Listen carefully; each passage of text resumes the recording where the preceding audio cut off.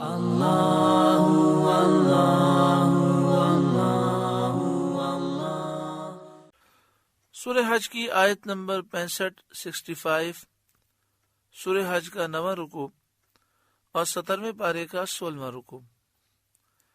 اللہ رب العالمین نے ارشاد فرمایا، الم تر ان اللہ سخر لکم ما فی الارض، کیا تو نے نہ دیکھا کہ اللہ نے تمہارے قابو میں کر دیا جو کچھ زمین میں ہے، یعنی جانور وغیرہ جن پر تم سوار ہوتے ہو اور جن سے تم کام لیتے ہو، والفلک تجری فی البحر بامری، اور کشتی کے دریا میں سمندر میں اللہ کے حکم سے چلتی ہے، تمہارے لیے اس کے چلانے کے واسطے ہوا کو اور پانی کو مسخر کیا، وَيُمْسِكُ السَّمَاءَ أَن تَقَعَ عَلَى الْأَرْضِ إِلَّا بِإِذْنِهِ، اور وہ روکے ہوئے ہے آسمان کو کہ زمین پر نہ گر پڑے، الا بِإِذْنِهِ، مگر اللہ کے حکم سے، یعنی اللہ تعالیٰ نے آسمان کو روکا ہوا ہے، وہ زمین پر گرتا نہیں،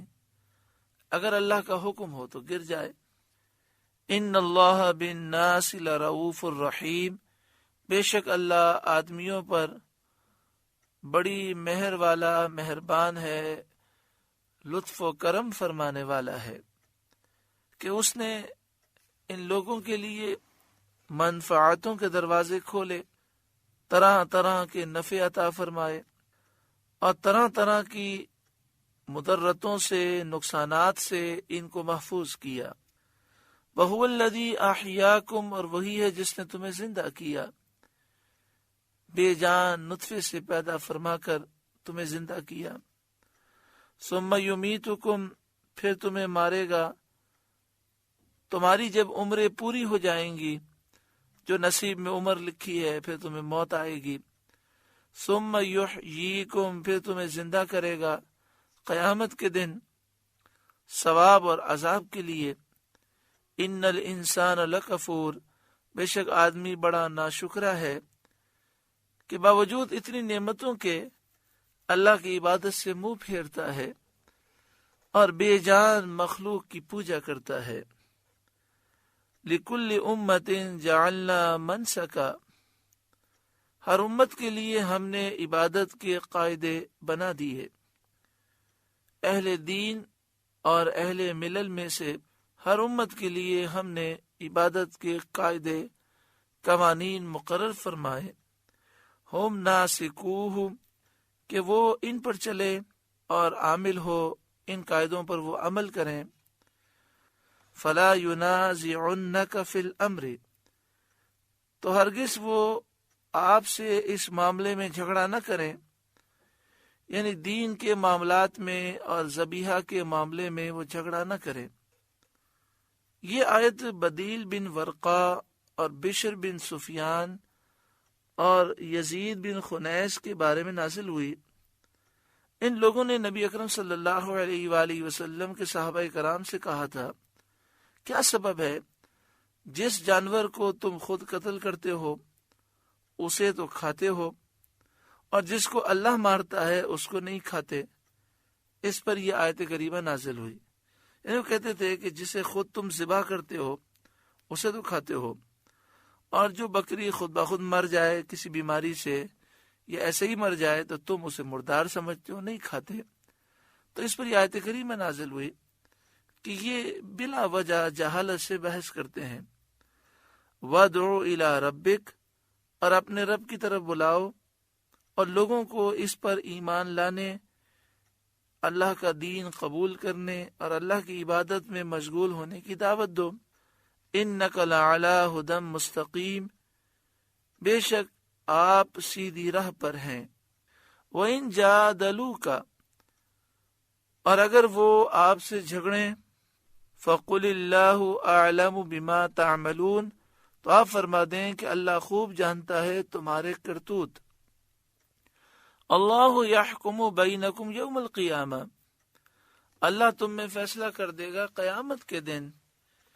فی ما کنتم فیہ تختلفون، جس بات میں تم اختلاف کر رہے ہو۔ تو اللہ تعالیٰ قیامت کے دن حقیقت حال ظاہر فرما دے گا۔ الم تعلم ان اللہ یعلم ما فی السماء والارض، کیا تو نے نہ جانا کہ اللہ جانتا ہے جو کچھ آسمان و زمین میں ہے۔ ان ذالک فی کتاب، بے شک یہ سب ایک کتاب میں ہے، یعنی لوح محفوظ میں ہے۔ ان ذالک علی اللہ یسیر، بے شک یہ اللہ پر آسان ہے، یعنی تمام باتوں کا علم، تمام واقعات کا علم لوح محفوظ میں لکھنا یہ اللہ پر آسان ہے۔ اب اس کے بعد کافروں کی جہالت کا بیان فرمایا جاتا ہے کہ وہ ایسے بتوں کی پوجا کرتے ہیں جو کسی بھی لحاظ سے پوجا کرنے کے لائق نہیں۔ وَيَعْبُدُونَ مِن دُونِ اللَّهِ مَا لَمْ يُنَزِّلْ بِهِ سُلْطَانًا، اور اللہ کے سوا ایسوں کو پوجتے ہیں، یعنی بتوں کو جن کی کوئی سند اللہ نے نہ اتاری۔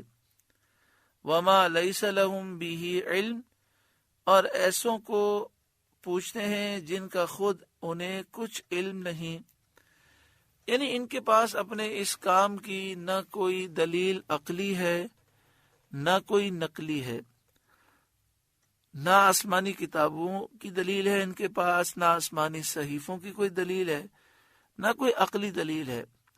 محض جہالت اور نادانی کی وجہ سے گمراہی میں پڑے ہوئے ہیں، اور جو کسی طرح پوجے جانے کے قابل نہیں، مستحق نہیں، ان کو پوچھتے ہیں، یہ شدید ظلم ہے۔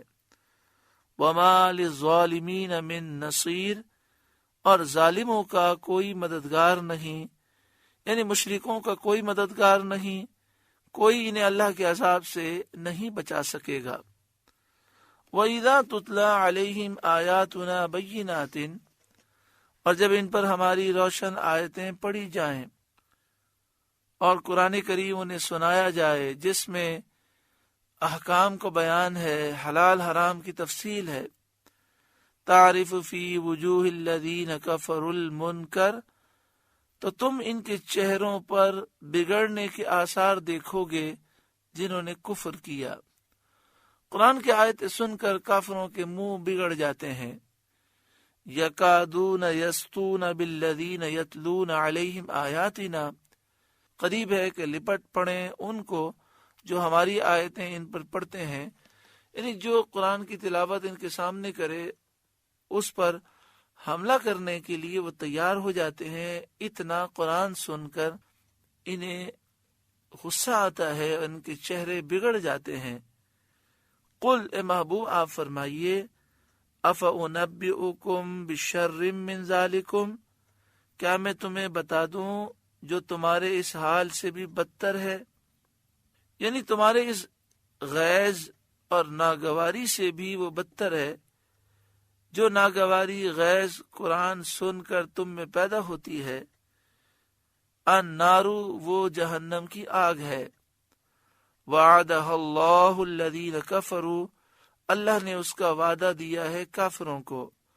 وبئس المصیر، اور کیا ہی بری پلٹنے کی جگہ ہے۔ یعنی یہ کافر قرآن پاک سن کر اتنا جلتے ہیں اور غصے میں آتے ہیں، انہیں سوچنا چاہیے جب یہ جہنم کی آگ میں جائیں گے تو ان کا کیا حال ہوگا۔ سورہ حج کا 9واں رکوع مکمل ہوا۔ اللہ رب العالمین اس رکوع کے نور سے ہمارے قلوب کو روشن اور منور فرمائے، ہمارے ظاہر باطن کو روشن فرمائے۔